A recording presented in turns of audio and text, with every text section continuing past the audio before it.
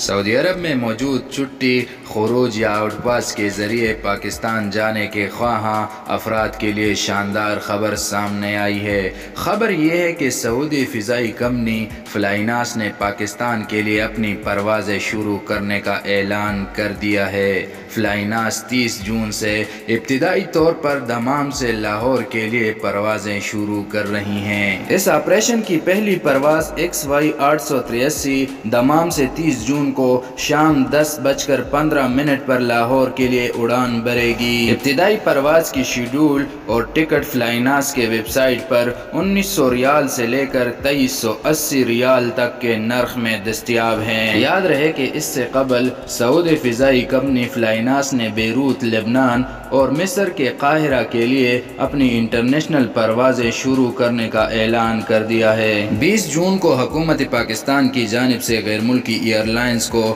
پاکستان کے لیے اپنی پروازیں بحال کرنے کی اجازت کے بعد سعودی عرب سے پاکستان کے لیے یہ پہلی فضائی کمپنی ہے جس نے اپنی پروازیں شروع کرنے کا اعلان کر دیا ہے۔ دریں اثنا سعودی عرب سے پاکستانی مسافروں کی قومی ایئر لائنز PIA کے ذریعے وطن واپسی کا سلسلہ جاری ہے۔